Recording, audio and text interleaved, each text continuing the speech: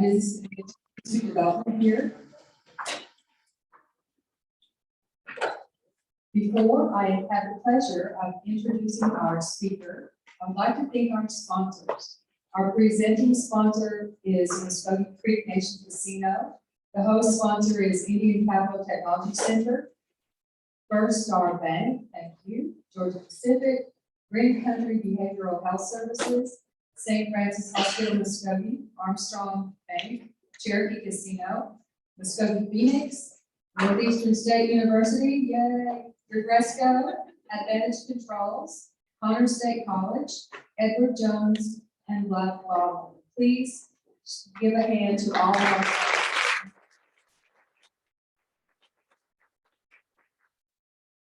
And I have the pleasure of introducing our beautiful guest speaker, Sunny Leigh. She is Tulsa's Channel 8 Good Morning American anchor. She led a nearly 15-year career in radio and was happy to embark on this new television adventure. While in radio, she won numerous awards, including Best of Broadcast Award, Country Air Check Award, American Women in Radio and Television Best Morning Team Award, and in 2013, her partners and her won the Academy of Country Music Award for Best Morning Personalities. She has interviewed everyone from Keith Urban to Dolly Parton, and now has been very excited to make the transition to television, where she takes her love of music from the airwaves to the small screen. Sunny shares her morning show duties with Tyler Butler and Bud Ford, and we met Bud Ford, he's a comedian. She is on air every weekday morning from 4:30 a.m. to 7 a.m. on Good Morning Oklahoma, from 9 to 10 on Good Day Tulsa, and is currently anchoring the 11 a.m. news broadcast. She loves her job as anchor, but she also likes reporting on the good and positive stories from Green Country. Sunny lives in Sand Springs with her son Nick, her husband Andrew, and his daughter Arizona. Please welcome Sunny Leigh.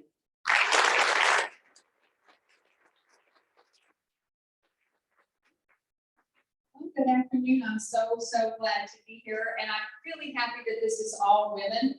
I never get to address a crowd of just women, so it makes it feel a little bit better to have a whole audience of people who can relate when I say I'm having hot flashes. So my apologies. They started right on my 50th birthday, so it was like, here's some diamond earrings and back sweat. Oh, good. So yeah, I've been having that for about a year now, and so if you see me break into a sweat, I'm not nervous. I promise. I'm just having a moment, and I thought I would be the happiest person in the world to hit menopause, because I have always been cold-blooded. I have anemia, and I struggle with freezing all the time with a blanket on at work. I have a heater under my desk, and thought, oh, this will be great when I get menopause, and I can sweat a little bit, be hot. No, it doesn't work like that. I find myself frequently going to the freezer and sticking my head in and sticking off. So my apologies for that part, but it's really nice to be here. I appreciate Katie and Kathy. Thank you so much for asking me to do this. I did not realize that I am the one speaker that's in person this year, and that she's like, no, this you're the thing. Oh, great, no pressure. So I'm going to try really hard to keep you ladies entertained. And speaking to groups of women, I know there's moms and sisters, daughters, wives in the crowd. And so the things I wanted to speak about today, I kind of wanted to break it up into two separate areas. I call one the sad story, the other the happy story. Even though the sad story is not boo-hoo sad, and I'm sure there's people who've been through much worse things than I have, but it's the side of my life that I'm sure many people can relate to, of a time when you had something to overcome, when you had fears, when you had anxiety. I'll start just a little bit with my history. I'm originally from Southern Indiana, right next to Louisville, Kentucky. My grandfather, I lovingly refer to him as a badass. My grandfather was in World War II. He was a UDT, I think that was before the Navy SEALs, but he could do everything. He could navigate my starlight. He knew jujitsu. He knew every species of animal, plant. He knew what was edible, what wasn't. It was things he had learned in World War II. He won several awards in the service in World War II. He was stationed he was in Guadalcanal for a while. He won an award for being, they were apparently stranded for a while in New Guinea. They were the longest group of unassisted servicemen in history. And so they had nobody to bring them food. or water or supplies. I think it was for 6 months that they were stranded there. So they learned how to eat bugs and plants, and he made friends with the natives of New Guinea, and they taught him to speak the language, and he had these amazing stories, and I thought he was the coolest person ever. So he lived in Florida, and I would spend the summers with my grandparents, and my grandfather would take me out on the boat, and we would see dolphins, and we would fish, and he knew every variety of fish, and everything that flew and crawled, and he was my idol. And so I decided to major in marine biology, but growing up in Indiana, there's not a lot of marine to do. So I got my degree in biology with as much emphasis on marine as I could, and I moved to Florida when I graduated to work at the Clearwater Marine Aquarium. If you've ever seen the movie Dolphin's Tale, the Disney movie, The Dolphin That Lost Its Tail, it was a huge hit a few years ago. That was the aquarium I worked at. I was there before that dolphin, but it was a dream job. It was a job where we got animals that were injured, we rehabilitated them, released them if possible. It was not SeaWorld where we were training them and throwing a biscuit and, you know, getting people protesting. It was nothing like that. It was really a research and rehab hospital. And I loved it. The problem was, is every little girl in the world, if you ask her when she's 9 or 10 years old, what do you want to do? I want to ride horses or work with dolphins. And it was great, but they paid minimum wage because they could. And so everybody wanted to do this job. There was a line of women around the block that wanted to come volunteer. And even though I loved it, I was driving 52 miles one way to work in Clearwater. I had to live in Lakeland because the price of housing was so expensive in Tampa and Clearwater. So I drove 52 miles a day, one way. And it was just eating up my time. It was a dream job, but I just couldn't do it. So I decided to stay home for a little while. I found out I was pregnant and stayed home with our son, Nick. My first husband's name was Albert. He worked for Geico. He had a cute little house. If you've ever been to Florida, you will know that if there is a patch of grass 1 foot by 1 foot, they're going to put a strip mall on it. They have no desire to preserve the natural beauty of Florida. They're going to build something. So we were very lucky that we found a house that was a 1920 restored farmhouse. It sat in the middle of 72 acres of citrus and cattle, and it was beautiful. It looked like something from Steel Magnolias or from something from a Southern novel. It was designed so that you could open the front of the windows, windows to the front of the house, and in the back you could get crossways. I didn't even have to put my air conditioner on most of the time. It had a wraparound front porch with a swing. It was picturesque and beautiful. And we were way off the grid out there. My closest neighbor was a half mile away. And so that was kind of nice. We were on rural water, which tasted terrible. It was brown, but I didn't care because it was a beautiful place in the country to live. So when I had my son, he was 11 days old. And I picked him up, and my mother came over. The only reason I know how old he was is that I had read, take your kids out for the first few days when they're born, they can get a virus. And so I stayed home 10 days. And he was born in November, so I wanted him to get his picture taken with Santa Claus in his little elf onesie. And so my mother came over and I said, Mom, when I look at Nick, he won't look back at me. I'm noticing there's something going on with his eyes. He's not, it's like he can see me, but he doesn't want to see me. And when we made eye contact, he would immediately avert his eyes at 11 days old. And I thought, I think this is normal. All the parenting books I had read said things like, you know, your child will watch you while you're nursing or while you're feeding them, and they like eye contact. And I noticed that when our eyes would meet, he would immediately avert his eyes. And I was worried, so I told my mother. She said, well, maybe he can't see well. And I said, it's not that he can't, it's that he won't. And it started to worry me a little bit. So 2 days after that, the internet was new. This is the year 2000. And so we had internet that said, you know, we had to dial up. And so one night I went down the rabbit hole on America Online and chat room. It was for parents that had concerns about the child. And in the back of my mind, I thought, could be autism. Well, he's, 13 days old. He couldn't have autism. He's 13 days old. They don't diagnose this until the children are 3 or 4 or 2 even, at a very early stage. But I ended up talking with a parent that was in that chat room. And he said, just out of safety, pretend he does, and start treating him now like he doesn't. If he doesn't, he grows out of it. He's an infant. He's a newborn. It'll be great. If he outgrows it, most likely he'll outgrow it. Well, he didn't, and I noticed when Nick was starting to get a little bit older, he would play with cars like other little boys, but he wouldn't. He would turn them over and try to take the wheels off, or he would take one of his little plastic trucks, and instead of doing things that were appropriate, he would try to see how they worked and take them apart. And all the while still not wanting to make eye contact with me. And then it seemed like he couldn't hear. I would say, Nick, Nick, Nick, Nick. And he would just go running through the house like he couldn't hear. So out of an abundance of caution, we had his ears tested. And the ear doctor said, it's fine, his ears are fine. I don't know why he's not paying attention to you. So it's becoming more and more obvious that something is going on. I mentioned it to his pediatrician. He said, at this time, Nick was 13 months old, and he said it was way too young to make a diagnosis. They can't tell until they're, at least 3. He's fine. He's just maybe not very affectionate. Maybe he's not very, he doesn't like to pay attention. He's quirky. That was one of the diagnoses that I got. And I have a lot of quirky people, and I'm pretty darn quirky. So I thought, okay, we're gonna let that one slip. Well, he had what's called a head drop seizure on the day that he had his chickenpox vaccine. And I equated it to, it's chickenpox vaccine. Sometimes kids do this after they get a vaccine. It terrified me because he was sitting on the floor playing with his head would drop, and he was doing this funny thing with his eyes and would blink. And I thought, okay. So I called his pediatrician. He said, bring him in. So I took him in, and he said, it could be a febrile seizure just from having a fever from his injection. I think everything is okay. And honestly, this sounds like a terrible thing to say, but I would have, if I would have found out Nick had a seizure disorder, I almost would have been relieved, because at least it would have had a thing. It was something I could say, oh, he has a seizure disorder. But with not having any diagnosis, it was just this panorama of weird symptoms that we couldn't piece together. And so we took him to a neurologist when he was 2 years old, and to make sure that everything was developing properly. And my husband at the time thought I was nuts. You're just taking all these doctors, you're gonna keep treating until something shows up wrong, right? But you guys a lot of you are moms. Don't ever let somebody tell you that mother's instinct is not a real thing. It is. I knew something was wrong. So we took him in, and the neurologist examined him for a few minutes. There was only one neurologist in Lakeland, Florida. He was an adult neurologist, not a pediatric, but we trusted him. He treated my mother for migraines and other issues. And so I thought, he's trustworthy. He examined Nick for a few minutes. We left the room, and my husband and I were kind of laughing and talking, and Nick was being cute. And the doctor walked in, and I will never forget the words he said. He said, Mr. and Mrs. Franco, your son has a lifelong debilitating neurological condition called autism. He will never talk. He will never be able to tell you he loves you. And if I were you, I would start looking for a home. Wow.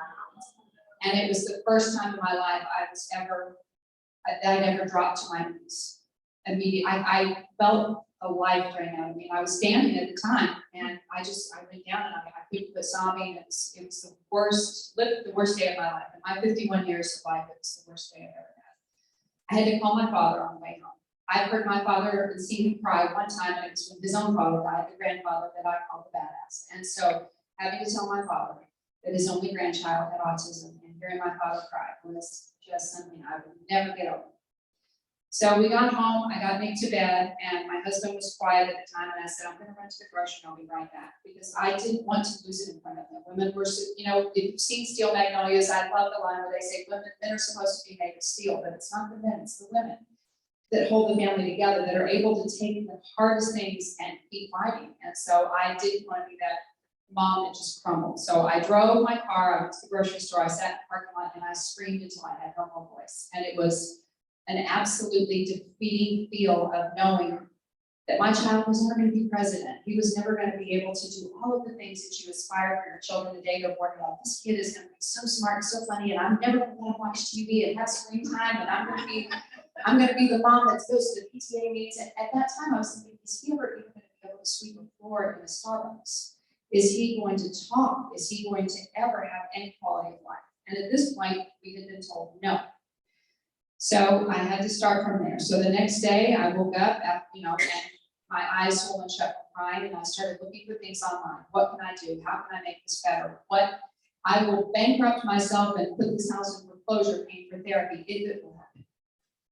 So we got him in speech therapy. We got him in physical therapy. We got him in every kind of therapy. Of course, that insurance didn't pay for at the time, and just about did bankrupt us when we were $16,000 in medical debt for Nick because of all of the therapies. And at that point, insurance didn't really cover much of anything because he wasn't 3 yet, and that diagnosis could not be made until the age of 3, technically. So everything we did, we had to pay out of pocket for. My husband worked at Geico, I was teaching school, I was working in the aquarium, and we just could not make it. So here's where the story gets kind of interesting. I took Nick to the grocery store one day and I came home and the little country road we lived on where I said my closest neighbor was a half mile away, I noticed that the few mailboxes on our street had a note taped to them. What is this? Somebody's coming along here advertising or, the robocalling back before there were robocalls. And so I got home and I took the letter off and it was from the EPA, it was actually the Florida Department of Environmental Protection. And it said, we have some concerns about the water supply in this area. We would like to have a meeting with all the residents of this particular street. It's going to be Friday night at this Lakeland Civic Center. Please attend. There'll be some useful information. And I remember thinking, water quality issues. When I worked at the aquarium, my first job in the morning was to test the water. We took seawater in, and dolphins have to have a certain pH and a certain amount of, we had to use a little bit of chlorine because they came in contact with humans, and the law requires that it's chlorinated so nobody, gets pink eye or whatever. And so I thought, they're testing the water for the dolphins. I'm testing it 6 times a day during the shift. And there's nobody really testing the water that we're drinking. It's coming out of the ground. So it concerned me, obviously. So we went to that meeting on that Friday night. I got my parents to watch it. And my husband and I went, and there were maybe about this size, about 100, 150 people that were in the room. And I looked around and I saw some children in the room. And I saw a little boy who was missing an eye. I saw another little boy that was severely mentally retarded. I saw a little boy with braces on his legs. I saw a woman that was wearing a shirt that had a picture and it said "Rest in Peace," and it was her son on the shirt. And I started thinking, something's going on. So maybe they've gone around to miles and miles and gotten all these people to come into this meeting. It was not. It was only like a 1 mile by 1 mile grid. So it was a small amount of people that they had contacted. So the EPA spoke and they said, well, here's the deal. There's a company called Hornet Industries that is just about a mile away from where you guys said it was off the beaten path. It had been there for 97 years, and they had been everything from board milk to different fertilizers. They had for a short period of time processed chicken poop to make it part of fertilizer. I mean, it had been a variety of things. The one thing that it had done that was very bad was that they didn't know how to dispose of their waste. And so sometimes they would send it in big orange juice tankers out onto a barge and dump it out into the ocean. And another time they were caught with multiple violations for improperly disposing of it, just dumping it out onto the ground around the factory. We were on well water. And it just so happened that they had released a huge amount of toxins into a deep well the day that my son had his head dropping seizure. And we found out it was diesel fuel, that it was byproducts. The water tasted, so-so. We had a Brita filter we ran it through, but we showered in it, we bathed in it, we cooked with it. And to see all of the things that they were saying about this water was a little frightening. So I went over to the woman that had the shirt on with her son's picture.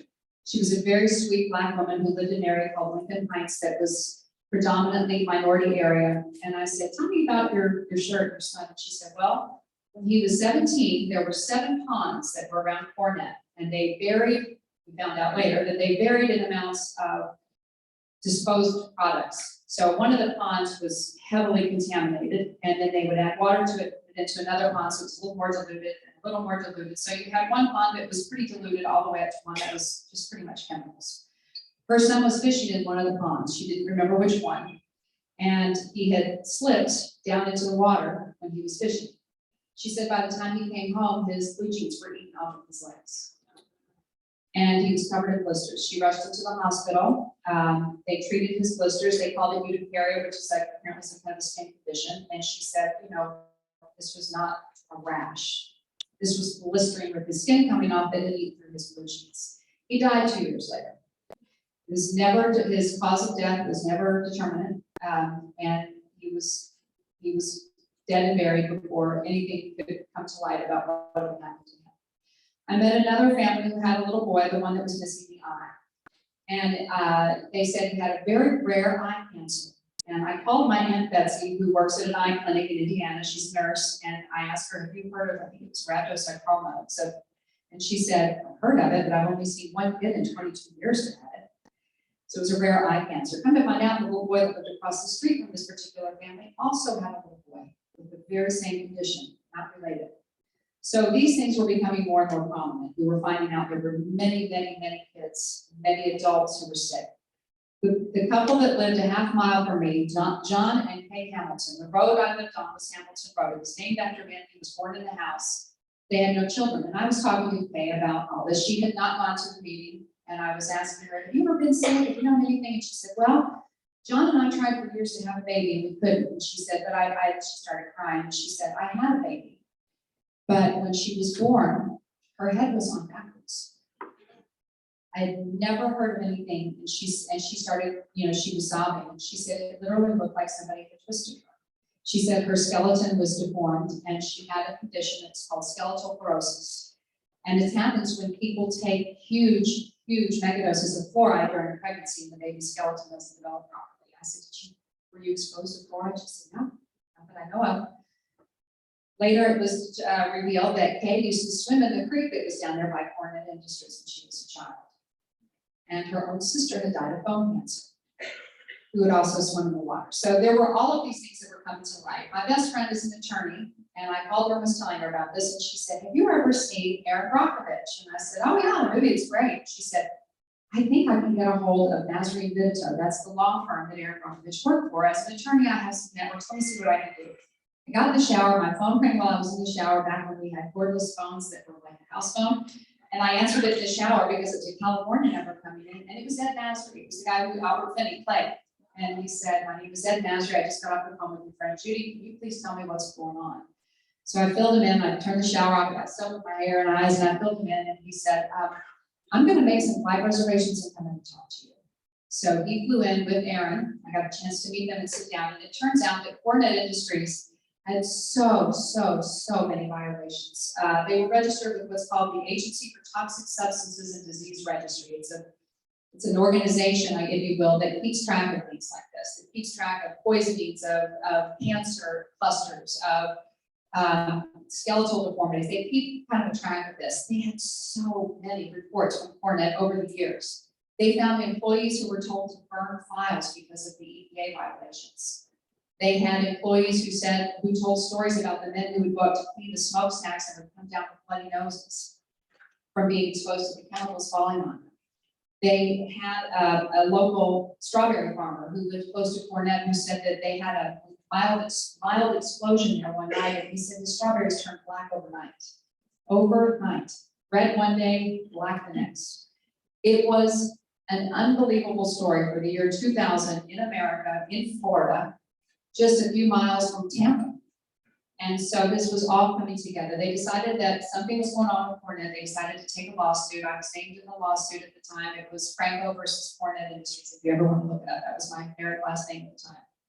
And it was determined that they had indeed had several pollutants. It was in the course of litigation for years and years. I watch Law and Order. I watch Boston Legal back and I'm like, wait, it all wraps up in one episode. Why is this taking? They said it might take 6 or 7 years. It took 10. It took 10 years for them to gather enough information about Hornet Industries went out of business in the meantime because of this. We had someone that broke into our house and went through our paperwork when we were out one night in Florida. We had a neighbor that called and said, we just saw a man run out of your house.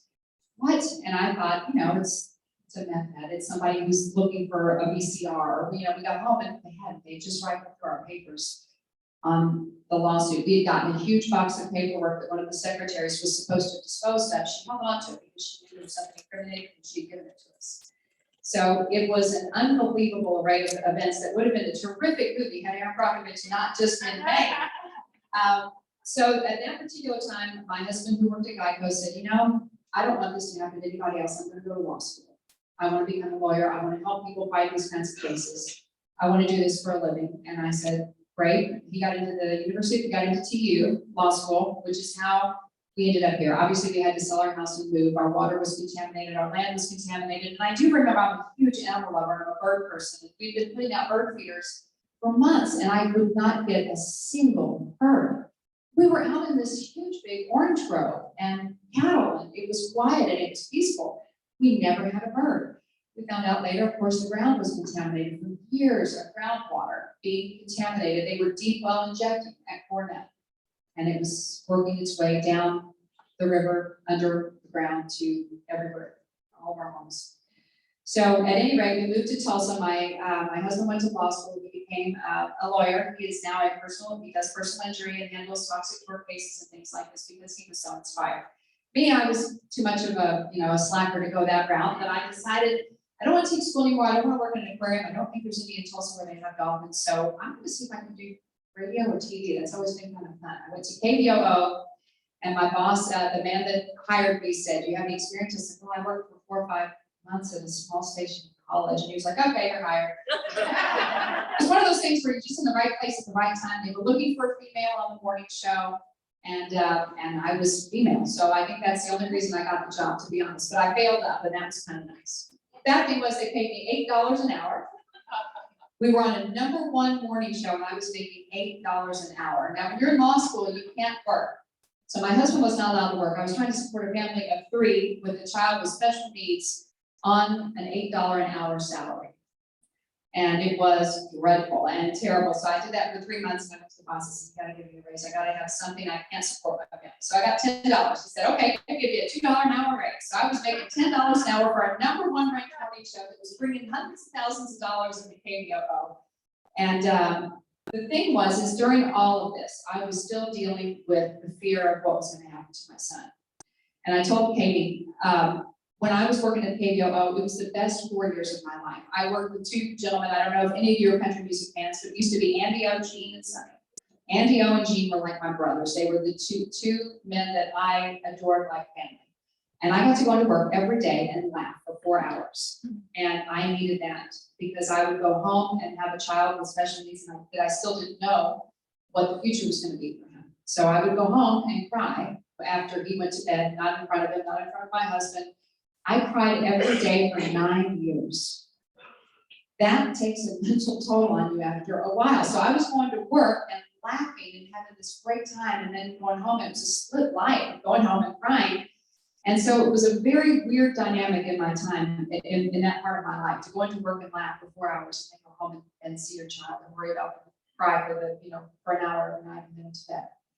And so I started thinking, there's 2 ways I can look at this. I can be totally miserable. I can look at you can look at a rose and say it's either a flower with thorns or it's a thorn with a flower on top. And I started thinking, I've got to arrange my way of thinking.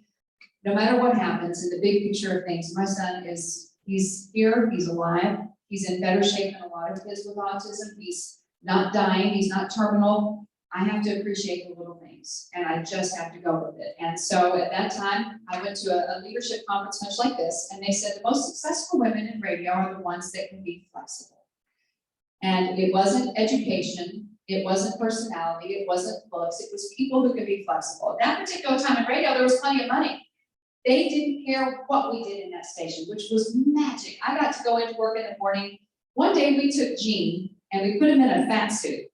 And we stuffed him full of dollar bills and concert tickets and t-shirts. And we hung him up in a tree and let people come by and hit him with a stick. He was the human pinata. Whatever you could knock out of him or the laugh you could keep. I mean, tell me any job where you could do something like that today and not end up in HR. So that was fun. They wrapped me in bubble wrap one time and pushed me down the hill. And wherever I landed, there were people standing at the bottom for Jason Aldean tickets. And so wherever I landed at the bottom, wherever I landed closest to got Jason Aldean tickets. I got put in a giant hamster ball and rolled down the side of a ramp. I mean, it was just absolute chaos on that show. And it was the most magical 4 years. That was back before corporate radio gave a crap what was going on. They didn't tell us what we had to do. They just said, well, as long as the numbers are good and we got listeners, you guys are good. So it was wonderful. Well, Andy's father died. Andy was my co-host. Andy's father was a multi-millionaire. He had owned 17 radio stations across the US. When he died, he left Andy and his brother and sister $93 million to split 3 ways. So Andy inherited, a little over $30 million, and he still came to work. I said, I'd be sleeping my fat butt. I couldn't get out of bed. And so he said, it's fun. This is something I get to do for fun. So he worked for a couple of more years and then didn't need to and said, okay, I just want to sit in my hot tub and smoke all day. So you guys go ahead and carry on with the show. So I lost him. And that was horrifying because he was really the funny meat and potatoes of the show. So I got another co-host who did not work out so well. And then I got another co-host who did not work out so well. And it just went on. And I kept trying to remember, be flexible, get along with whoever they put you with. If I would have gone to management and said, I don't like this guy, I'd have probably been out. Women in radio at that particular time, think about it for a second. Can you think of one radio show that you've ever heard that has a female lead? Darn it. They may share the lead. It may be, I'm very good friends with folks over at K95. It used to be Cash and Bradley. And it was always the two of them, but it was never a female lead. So I outlived 6 co-hosts, and my name was never first on there. And I didn't care. I didn't want to be that woman. I didn't want to be the woman, I'm going to have my name first. I didn't want to be that role. It was aggravating that, first it was Andy, Jean, and Sunny. Well, then it was Gary and Sunny, and then it was Skip and Sunny, and then it was Rowdy and Sunny. And one of the particular shows, they took my name totally off. It was just a morning show. Didn't even have it on there. And so I came into work one day and I saw that my co-host at the time, this is terrible, I can't believe I'm telling this on myself, but he had left his Facebook page open. And it was on the station computer and he wasn't there yet. He had come in the night before to what's called Voice Track, which is just a pre-record. And he had left his Facebook page open. And I thought, I'll just take a little peek at the message that he might have written. He was trying to get another job in Houston. And he had put on there his salary requirements. And he was like, well, here's what I'm making at KDOO. And it was almost double. And I had been there 15 years. And this guy had been there at the time 6. And he was making almost double what I was making. And that was hard to swallow. And still, I didn't say anything to the management about it. I continued to do what they asked me to do. There were weeks that I worked 50, 51 hours a week. So we worked a shift. We, as Katie can tell you, being in radio, I had to go to every concert that was in about a 50-mile radius. So if it was at a casino, if it was at the BOK Center, if it was at the Muskogee Civic Center, if it was at the, Hall of Fame or whatever, we had to go. We also had remotes that we did, which is when you go to a car dealership and have a big deal and you spin that wheel and somebody's talking on the radio. We had those as well every weekend. There were times when I would work 24, 25 days in a row without a day off. And I did that for half of what my co-host was making. And so finally the day came when I spoke up because it was I just got married, my husband, Andrew, his daughter was turning 3, actually, I'm sorry, 3. And his family had come in from Austin to have a birthday party. I had a pony, I had a clown. We were having this big street party and it was a big deal. His grandparents came here in the 90s. And so I got a phone call when I'd gotten off the air that day, it was a Friday, and it was my boss, and he said, you're gonna hate me. I said, what? I need you to come to the station. I said, I can't, I've got a clown in my house, and I'm not talking about my husband here. I got a clown out front with a red wig and makeup, and I got a pony that's taking a dump on my front lawn. I cannot come in. And he said, well, if you don't, somebody's gonna probably write you out. Why? And he said, well, because apparently you didn't work 40 hours this week, you were at 39.5. And I said, well, what am I going to do at the station? Well, they'll probably just have you babysit. And I said, babysit like literal? And he said, no, but just to make sure the station doesn't get knocked off the air. In 15 years, the station got knocked off the air one time when we took a direct lightning strike. And I said, you're going to make me drive back. And I said, I'm not going to do it. I got family here. And he said, son, you got to come in. So I had to leave my family and my stepdaughter at her birthday party with his grandparents, his parents, my parents, a neighborhood full of kids, a clown and a pony, and drive my butt back into KVOO, where I sat there for a half an hour until I hit 40 hours, and then I could drive back home. And that's when that was the straw that broke the camel's back. So at that particular point, I kind of didn't care about being flexible anymore. I kind of just wanted to put my blue high heel in somebody's rear. So the day after that, I kind of made a stink about it, and I said something to the bosses and was told pretty much, you're lucky to have this job because we could find someone younger, prettier, who would work for a lot less money. And the boss looked me in the face and say those words, God, I wish I would have reported it. But he said, I can find somebody who's better, younger, and prettier to do this job for less money. And so the next day on the air, it was September, and Starbucks had rolled out their pumpkin spice latte.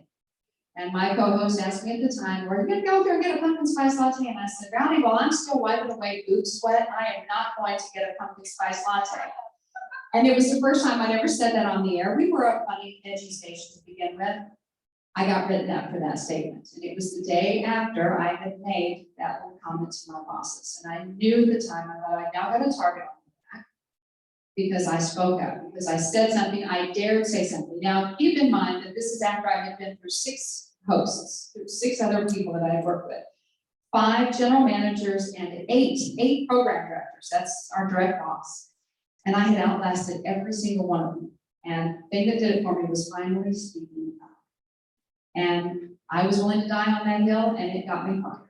So a lot of people ask, what happened? Why'd you leave KBO? Oh, I never got written up, no, except for the boot sweat one. Okay, that one I may have had coming, but I thought it was funny. That was the only time I got in trouble in all the years I worked there, for the crazy stunts we did of hanging people in trees and pushing me down the hill. And at another point, we got the mayor on the phone and made him swear that he would declare a KBO day on the radio. He named, poor Mayor LaFortune had to name a bathroom at LaFortune Park, the Andy O'Gene and Sunny bathroom. And we got it. All of those things did not matter. But the fact that I spoke up to my male bosses at the time is what got me canned. They fired me, a couple of months later, they fired me 6 days before Christmas. And they called me in and I said, did I do something wrong? Did I screw up? And they said, no, we just decided to go in a different direction. So thank you for your service. You have 10 minutes to get your stuff together. Now, I've been there all those years, and I had 10 minutes to say goodbye to people that I had endorsed cars for. And people, my son got free braces because I endorsed an orthodontist for one of the sales. I had to go around to these people that I work with and love in 10 minutes with 2 bosses following me. Like I was going to steal, what am I going to steal a microphone? What are you? So it was very, very insulting and very hard to swallow. I was home for a week. I completely panicked because my husband at the time was doing sales for that radio station. So that made a very awkward thing, is that now he's working there, having to see the people who would fire me and wondering, how am I going to pay the mortgage? How am I going to pay my car payment? How am I going to do? Nick is going to private school. My son had to go to a special school for his autism. How am I going to make ends meet? So K2 called, Channel 8 called. And there's a boss there at the time, he's gone now, his name is Phil Bruce, and he said, hey, is this Sonny? I said, yes. He said, this is Phil Bruce at Channel 8. I said, I understand that you did something for us a few years ago. So you might have heard this story before because I told it on the air and I told it in radio. Channel 8 had a pregnant anchor and she couldn't fly. It was the week before the Academy Awards, and they had nobody to send. They got a last minute invitation from ABC to send somebody to the Academy Awards. She couldn't fly. So they said, well, let's call a radio person. No, Sonny will do it. She rolled down the hill in bubble wrap. Why not? So they said, could you go to the Academy Awards and report from the red carpet? Oh, darn, twist my arm. Leonardo DiCaprio might be there, and so might George Clooney. Let me think about it. Hell, yes, I'll go. So I went. And I got a dress. They paid for a dress. They said, we're not going to pay you, but we'll buy you a dress, we'll buy your ticket, and you can bring a friend. I took my best friend, the attorney that got me in touch with Aaron Brockridge's people. So she and I went. I had my hair all done, my makeup, I had a formal on. I was so excited. So here's how it works. When you go to the Academy Awards, you stand back and you stand in kind of a big line, and for the small stations, for Tulsa, for Akron, for, Schenectady, they'll just call out the followers. KTUL, come on up, KFDI, come up, and they call you, you get 10 minutes. And whoever's coming down that red carpet is who you get to interview, and that's that. You get 10 minutes and you're done. They have a satellite guy with a camera and everything there, and they just dial on your station. So Channel 8 had paid all of this money to send me, bought my dress, bought my ticket, bought my, I rented a car. They had a hotel room, and a really nice hotel for me. So it was great, paid for my friend. So I'm standing there waiting, and I said, how do I look? And she said, well, you need some lipstick. And I said, okay, so I got my phone out. Now they had told us, security had said, turn the phones off. The celebrities are coming down the red carpet. Don't take pictures of them at this point because they're not prepared. When they get on the red carpet, you can take it right coming up to the car, coming from the cars from the limos down the red. Don't take any pictures. So I opened my phone to look at my lipstick back when there were still flip phones. Remember those? Yeah, I had the pink razor. And so I flipped it up and I'm looking in the mirror and I put the lipstick on, and somebody grabbed my arm and said, come with me. And I said, oh, is it my hit time? I thought it was time to talk to George Clooney, and I was like, he said, no, you're out of here. And I said, what? What are you saying? And he said, you're taking pictures when I told you not to. I said, no, I'm checking my lipstick. See, and I held up my phone and had the mirror feature on it. I said, I'm checking my lipstick. I said, phone's off, come with me. And I said, please don't pull me over here. And he said, you're out. Come on, let's go. And my friend Judy Shawn, ask for the manager. I'm like, this is security. So I'm like, can I speak to your manager? And he said, I'm the security. There was, and so then he said, you can come with me or I will tase you and drag you out of here. I've never even been thrown out of a bar. I mean, I've never been thrown out of anything. And so my friends started yelling, let him tase you, Sonny. And I said, I am not gonna let this. And the electrocuted and pee myself on the red carpet in a formal. So I had to follow them. They threw out 21 journalists that day for similar violations. Apparently this guy was just an overzealous RoboCop and he wanted to bag Ollie. And he threw people out from the BBC that were kind of the equivalent of Entertainment Tonight, but for England. They threw out tons of us. The bad thing was it was pouring down rain. They didn't let us get our stuff. They said, you can come back tomorrow. So I was out there in a formal, in the rain, crying. And I called, I said, I gotta call Channel 8. They're expecting me to do a hit in 10 minutes. They've got a camera guy waiting back at the station. They're gonna put me on live on the air. I've never been on TV in my life. And now I've got to call this manager that spent thousands of dollars to send me. So I called and I was, it's the ugly, you can't bring it. And he said, I told him what happened. He said, make a video and send it to me. And I, what? Make a video with your phone and send it to me. Oh, okay. So I did. I'm like, we've been thrown up the red carpet. I got snot down to my ankles. My hair's wet. My makeup's running. And I sent it to him, and they played it on the air. My mother saw. So the next 10 minutes, about 11 minutes later, I get a phone call from my mom.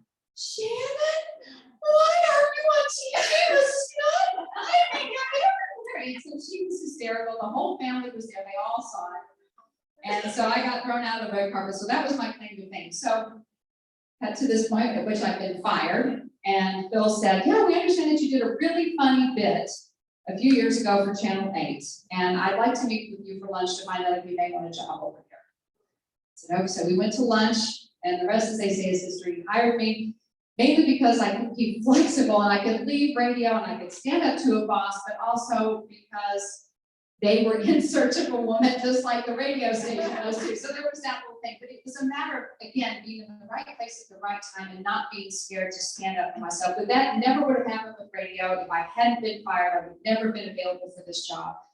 The TV job pays me better. There's respect. I get time off on the weekends usually. I have to work tomorrow, but only because somebody has COVID. But it's a chance to live a dream of being able to do what I love with radio and do it on TV. And so it's been an absolute wonderful joy. Now, going back to my son real quickly, if you wonder why I let him on all that. So here's how, I don't know if you're a religious person, if you're not, I couldn't care less. We're all women in this room, so we may be Republicans and Democrats, black, white, native, doesn't matter because we're all women and we can all understand that when you have a kid that's depending on you, that's all that matters. We all have that in common in this room. So that's the thing I love the most. But here's what happened. If you believe in God, if you believe in destiny, if you believe in a higher power or karma or whatever, one of the first things I got to do on Good Day Tulsa was interview a group called A New Leigh. If you're familiar with it, if you've ever heard of them, they help kids with special needs learn to grow plants and have a job and get gainful employment. Usually the children they work with are Down syndrome or profoundly affected. They will have all kinds of different disabilities. My son has autism, but it's not severe. It's not where I thought he couldn't function. And so I was exceedingly, kind of taken aback when they said, hey, we're opening this new thing called the Transition Academy, and it's for kids like Nick. And I said, oh yeah, and they said it's for kids that just need a little bit of help, they need a little bit of training, they may never be mainstream, they may never be president, but they can be employable, they can have quality of life, they can get a degree, they can work with TCC and TTC and get training, and they'll live on campus, and it's just like they're being in college, they're gonna be going on to college. So I thought about it, and I said, give me a few weeks to think about it, I'll find out more. In the meantime, my son, the one who was told he will never be able to say I love you, he will never talk, that we should look for a home, he got his driver's license. And this is great, when I picked him up from driver's ed, I actually had to get a little help because I didn't quite have the patience and the skill set. I picked him up the first day and he said, hey mom, driver's ed was great today, Mr. Mike didn't scream. I don't know why Mr. Mike screamed, but the good news is he's got his driver's license. And he's going to be going into the Transition Academy on August 1st. So this child that was told he could never have any quality of life has a high school degree. He's getting ready to go into into this new program, and it was never as bad because, first of all, we refused to give up on it. But secondly, I do believe that good things happen when you put good things back out into the world. So, so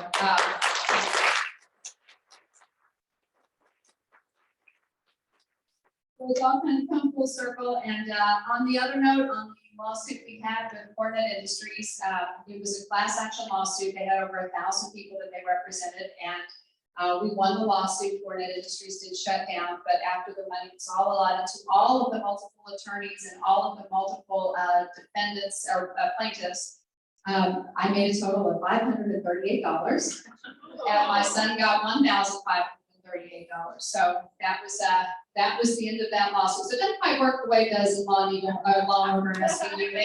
These things don't happen quickly, but the good news is there was a plan that was poisoning people that's now out of business, and so things move forward positive in that way. And I will end with a very, very funny story about radio. This is everybody's favorite radio story. It's a little bit blue, so I apologize. I hope I don't offend anyone. There's a couple of dirty words in this story, but every time I have told this, people have said that is one funny story. So when radio was new, you had a microphone with a cable. And if you've ever been to a remote somewhere, they will have it, you might see a cable running to the band, to the radio station band. So when I first started at KVOO, when I was working with Gene and Andy, my two favorite people, we did the very first remote broadcast we've ever done, and it happened to be at Cherokee Casino. Before it was the Hard Rock, it was Cherokee Casino, remember? And they had the big bingo hall. So we were doing a remote broadcast at the bingo hall. And I'd never done one before, so they were showing me how to set the van up, and they said, oh, we get to use the new mics. They're cordless. We have cordless mics, so we can actually wander around and talk to people playing bingo. I said, oh, that's great. Well, the odds of being on the same frequency with somebody with two microphones in the same room is about 1 in 10,000. Well, guess what? We were on the same frequency as the gentleman who was playing bingo. So we were testing our microphone outside. Now, my co-host, Andy, had a little bit of a foul mouth, and he had a lot of a foul mouth. So the only person that could hear was the guy that was back at the station who was working at the board, and he's saying, okay, I can hear you a little bit, there's some static, turn the antenna this way, you might want to face it a little more east. And so he's saying, mic check, mic check. My co-host is saying, mic check, testicle, 1, 2, testicle, 1, 2.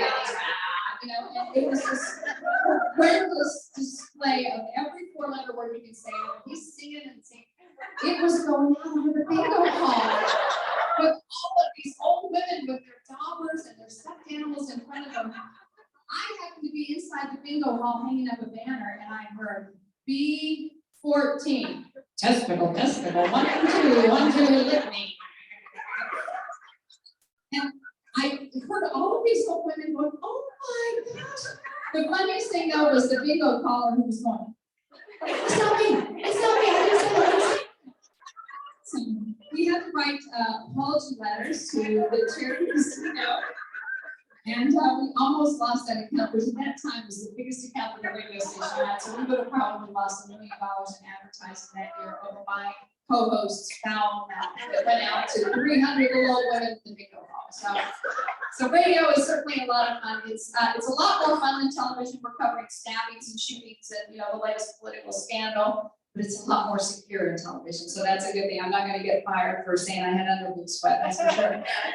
But the whole moral of the story is don't give up, and don't let somebody tell you that your work life is more important, because I missed out on so many great things. I did not get to take Nick to school one time in all those years in radio because I worked mornings. I got fired in December, and I got to take him to school for 5 months before he graduated. And dropping, most parents think, oh, the drop off line, and it is okay. But I hadn't gotten to do that. And so the thing that I thought was going to be the biggest curse of being fired after 15 hard years ended up being the biggest blessing of spending that time with my son and finally standing up for myself and finally feeling like I had some self-worth. And it led to the greatest job, and I am happy to be a part of it. 2 a.m. wake up call, it stinks, I'll be honest. Getting up at 2, we have to get there at 3:30.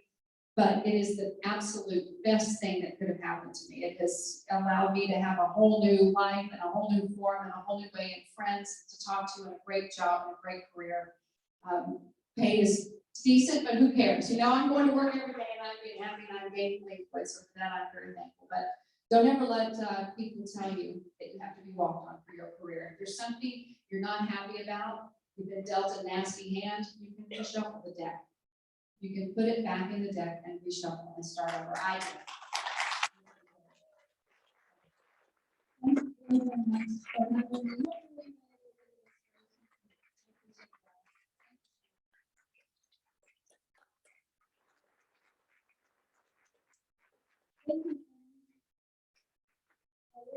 We are very thankful to have you here with us today.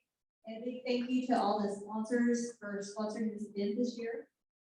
Hello, my name is April. I'm with Muscogee Creek Nation Casino, this week's presenting sponsor. Thank you all for attending this conference this year. It is surely one for the books. Thank you to everyone who is attending in person and virtually. Today we'll be ending our luncheon with some giveaways. We'll be